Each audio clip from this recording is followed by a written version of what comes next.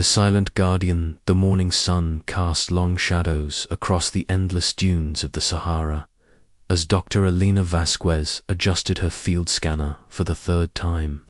The device hummed quietly in her weathered hands, its display showing readings that shouldn't exist in this barren landscape.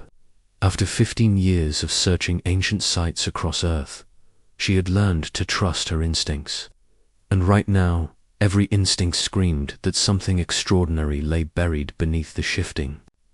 Sans Elena wiped sweat from her forehead, leaving a streak of dust across her dark skin.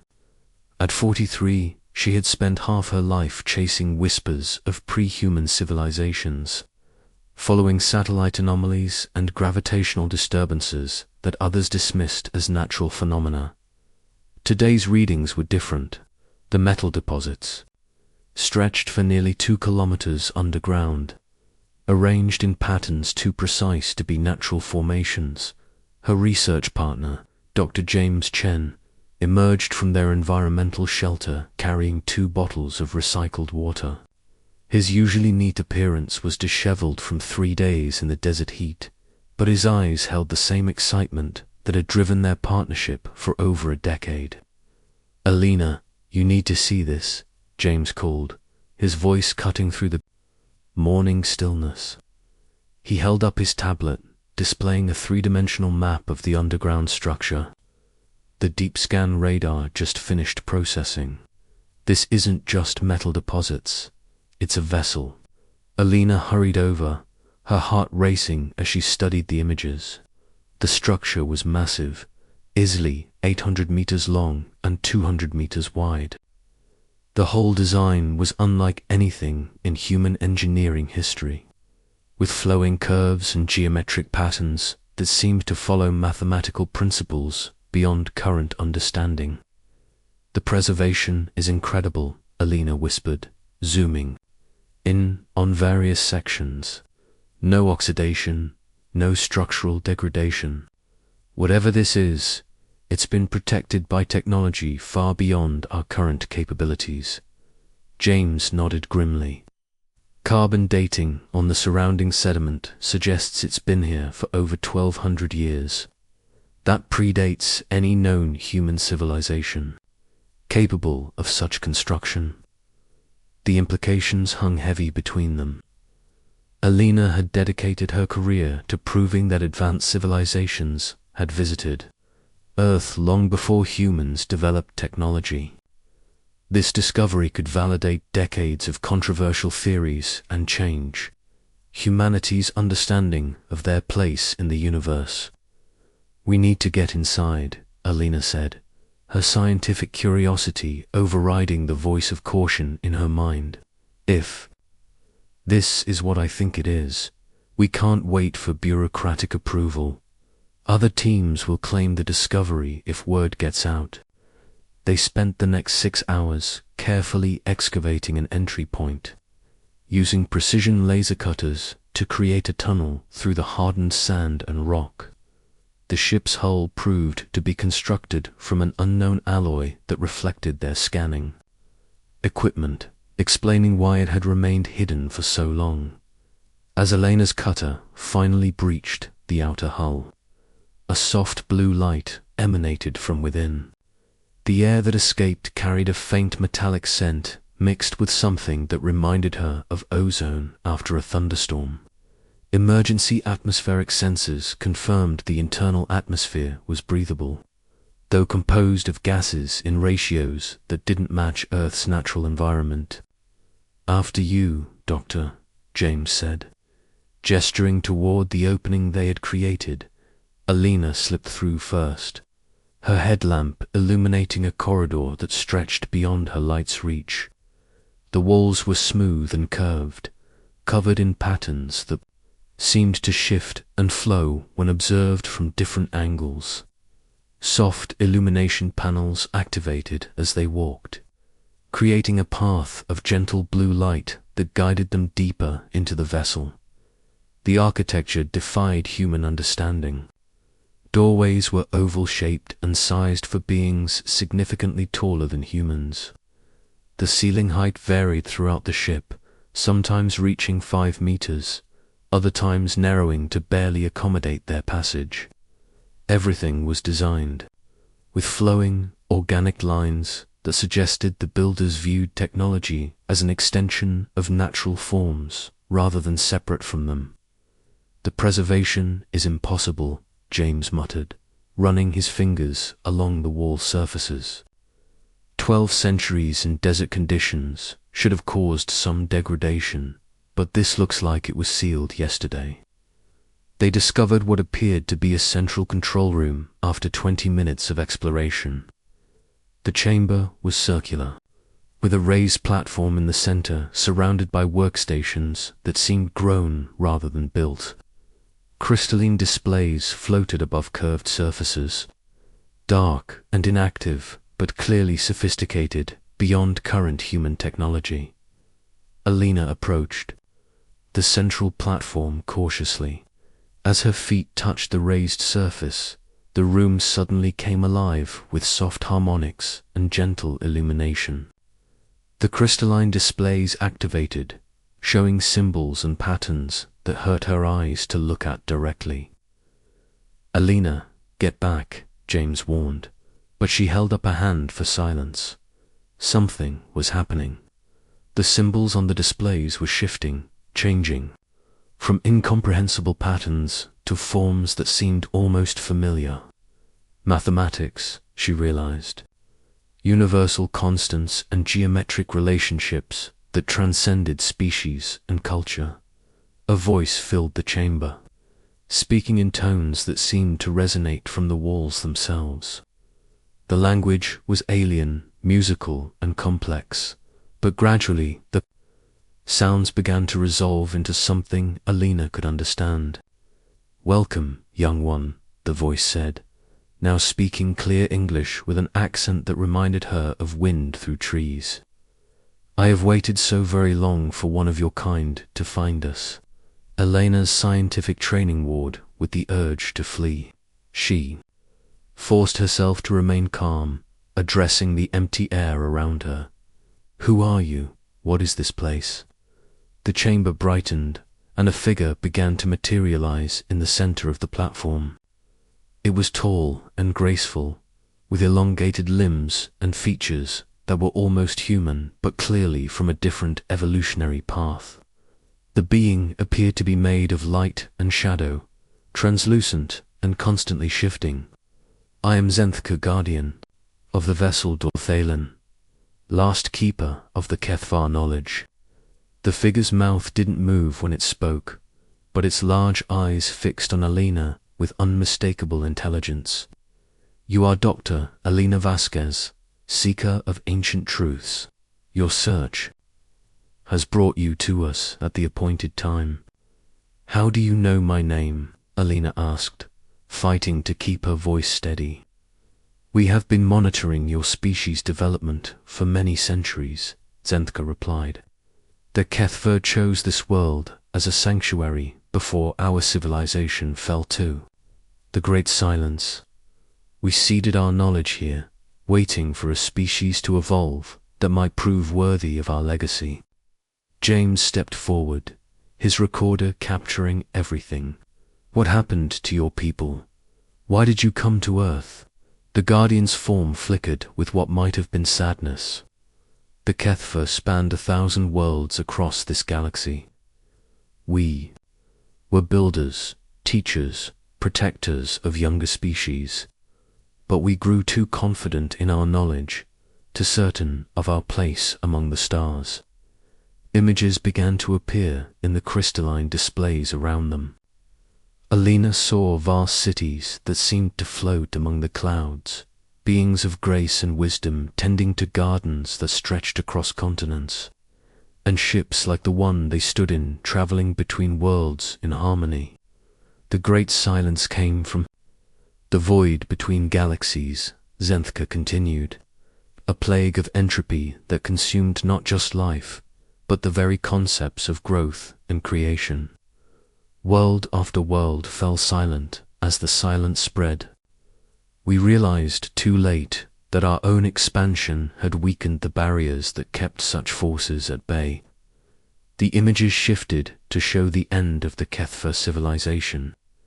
Empty cities, dark worlds, the gradual fading of a people who had reached it far without understanding the consequences of their actions.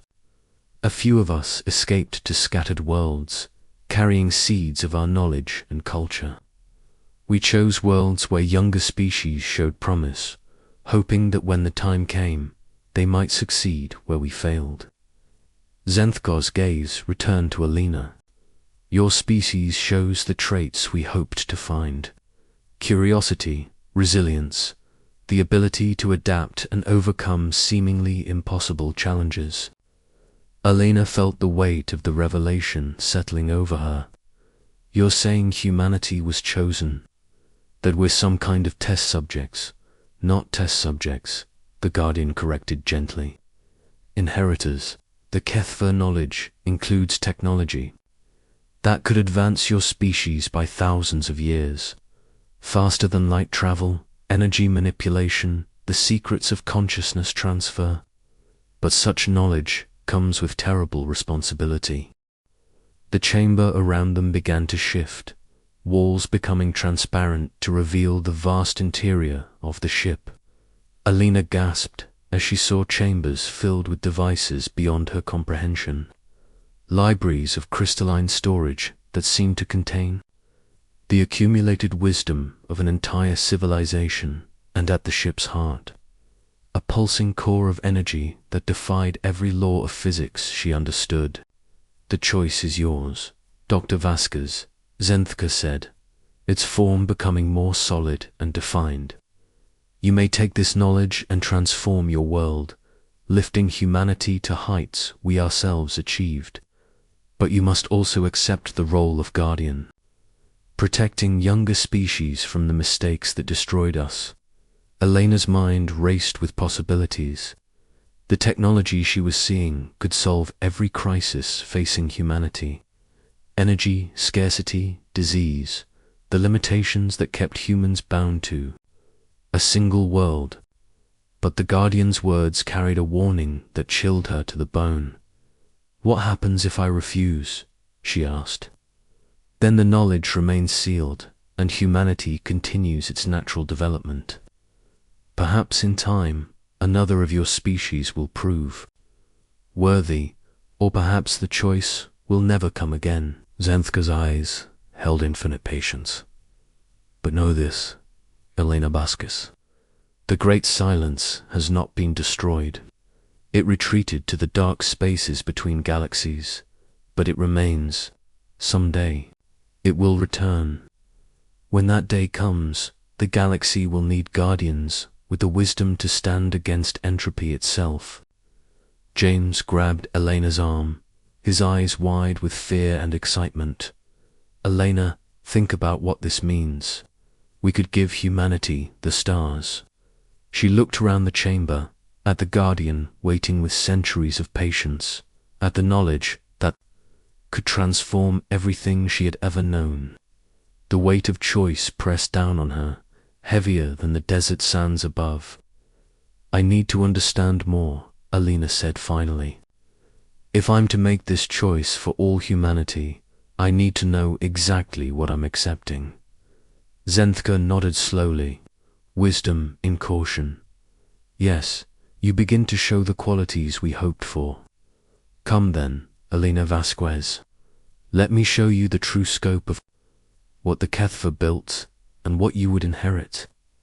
As the Guardian began to move deeper into the ship, Alina felt the weight of destiny settling around her shoulders. Behind them, James followed in silent awe, but she knew the ultimate choice would be hers alone. The future of humanity hung in the balance, and she was no longer just an archaeologist seeking ancient mysteries. She was humanity's first contact, with its potential destiny among the stars. Asterisk, the inheritance of Star led Alina and James through corridors that seemed to stretch beyond the physical boundaries of the ship. The Guardian's translucent form glided ahead of them, occasionally pausing to gesture at chambers filled with technology that defied understanding. Elena's scientific mind struggled to process what she was seeing, each new revelation challenging everything she thought she knew about the universe. "This is the Hall of Memories," Zenthka said, stopping before a vast chamber filled with floating crystalline structures. Each crystal pulsed with soft light, and Elena could sense immense amounts of information stored within. "Here lies the collected knowledge of our civilization, art, science, philosophy, the experiences of billions of individuals across 1,000 worlds." Elena approached one of the crystals, feeling a strange resonance as she drew near. Images flashed through her mind. A HFY child taking its first steps in a garden under 3 suns. An ancient philosopher contemplating the nature of existence while storms raged across a gas giant. Scientists working together to heal a dying world, their combined efforts bringing life back to barren continents. "The memories are overwhelming," she whispered, stepping back as tears streamed down her face. "So much beauty, so much knowledge, and so much lost," Zenthka added quietly. "But it need not remain lost forever. Your species has shown remarkable potential for growth and adaptation. In just a few thousand years, you have gone from primitive tool users to space travelers.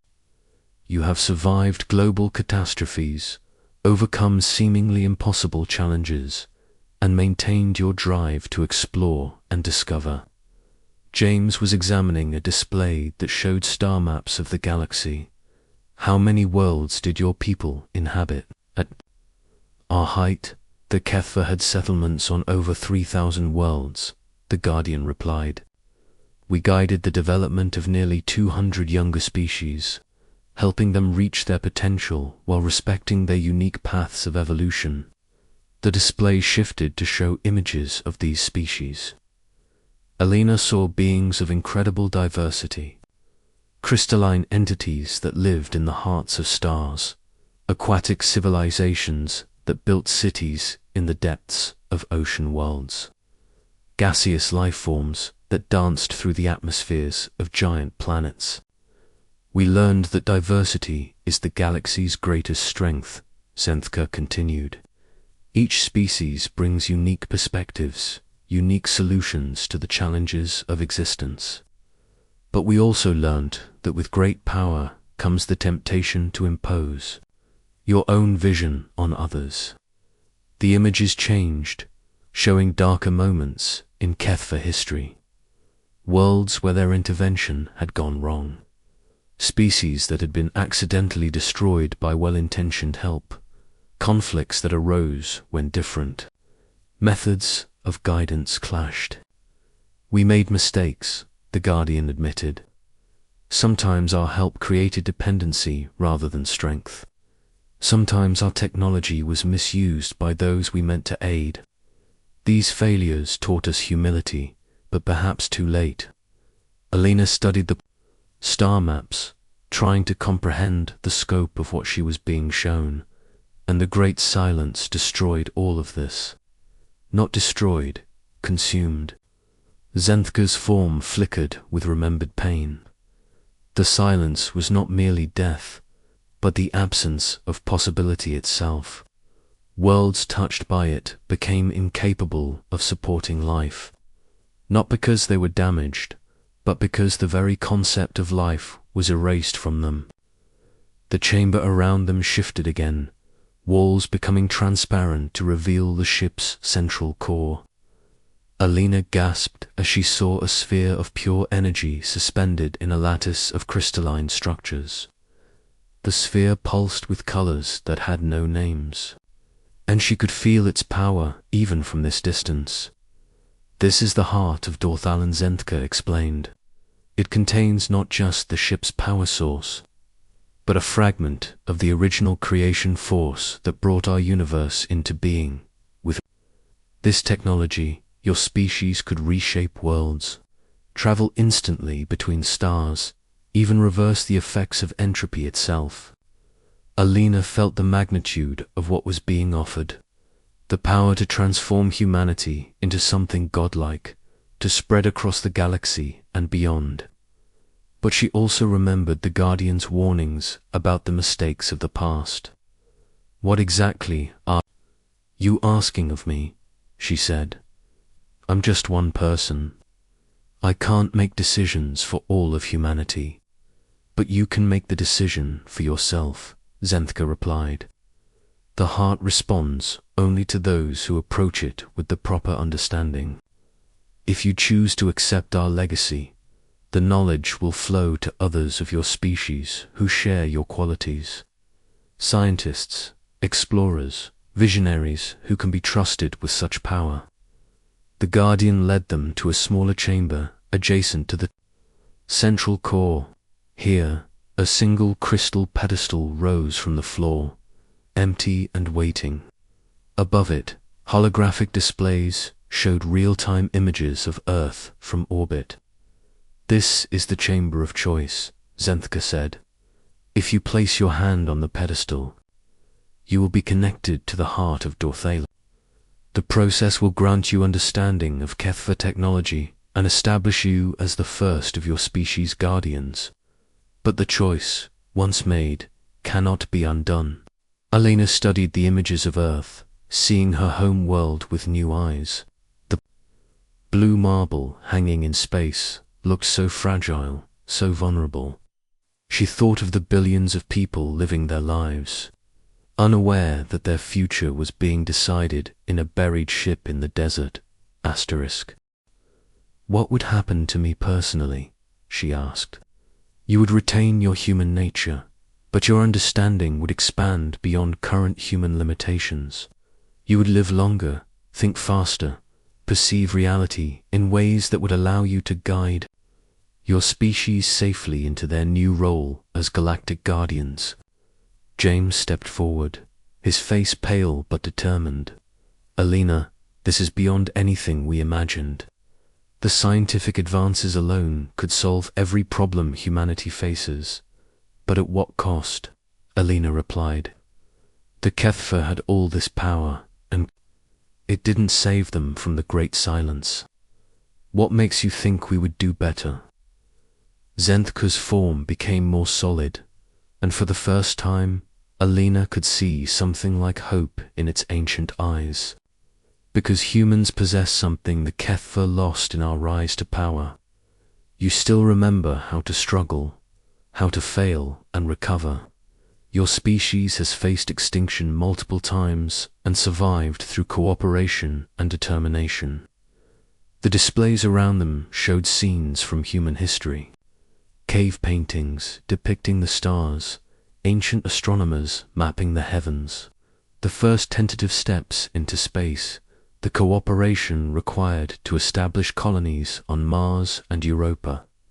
"Your people have always looked up at the stars and wondered," the Guardian continued.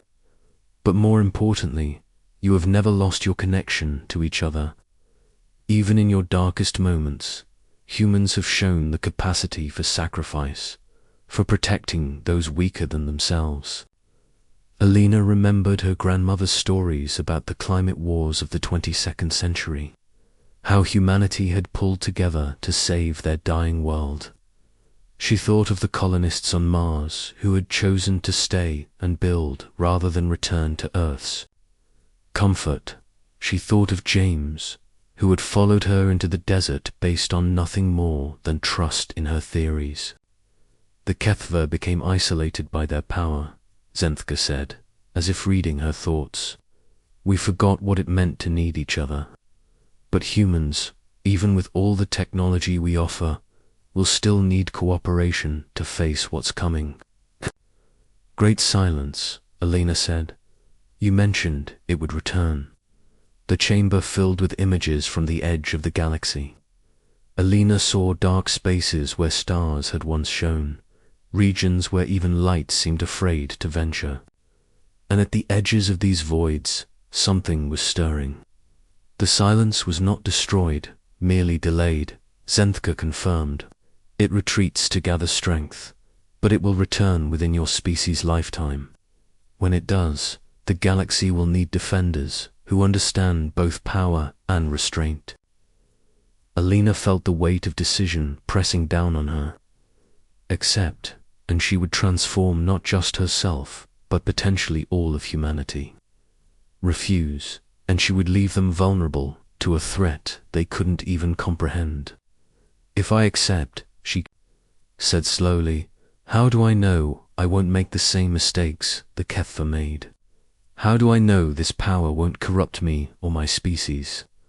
Zenthka smiled, an expression that somehow translated across species barriers. Because you asked that question. The HFY, in our final years, had forgotten how to doubt ourselves. You still remember that wisdom and power are not the same thing. Alina looked at James, seeing her own fears and hopes reflected in his eyes.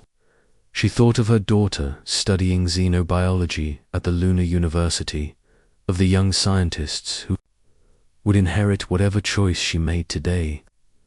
There's something else, she said. You mentioned the heart responds only to those with proper understanding. What happens to those who try to use this technology without that understanding? The same thing that happened to civilizations throughout galactic history who grasped for power beyond their wisdom. Zenthka replied grimly. They destroy themselves and often take others with them. The implications were clear. This wasn't just about choosing whether humanity would receive advanced technology.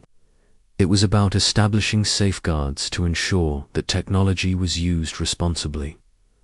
Alina stepped toward the crystal pedestal, her hand hovering inches above its surface. She could feel the power contained within, could sense the vast network of knowledge waiting to unfold in her mind. I need to know one more thing, she said. If I become humanity's first guardian, will I still be human? You will be more than human, but never less than human, Zenthka assured her. The enhancement builds upon what you already are. It doesn't replace it. Alina closed her eyes, thinking of every archaeological dig that had led her to this moment, every mystery she had pursued, every piece of evidence that had suggested humanity was not alone in the universe. This was what she had been searching for her entire life without knowing it. James, she said, not taking her eyes off the pedestal, document everything. No matter what happens to me, make sure the world knows what we found here. Alina, you don't have to do this alone, James said. We could wait. Bring in other experts, form a committee. No, she replied firmly. The Guardian is right. This choice has to come from understanding, not committee consensus. And I understand now what we're being offered, and what we're being asked to become. She placed her palm on the crystal pedestal. The connection was instantaneous and overwhelming. Alina felt her consciousness expand beyond the boundaries of her skull, touching the vast network of HFY knowledge. She saw the birth of stars, the evolution of galaxies, the delicate balance that allowed life to flourish in an otherwise hostile universe. But more than that, she felt the responsibility that came with such knowledge. She understood now where the HFY had failed, how their isolation had made them vulnerable to the very force they thought they could control. When the connection stabilized, Alina opened her eyes to find herself changed, but still herself. The chamber looked the same, but she could perceive layers of reality that had been invisible before. She could sense the ship's systems, feel the ebb and flow of energy through its crystalline networks.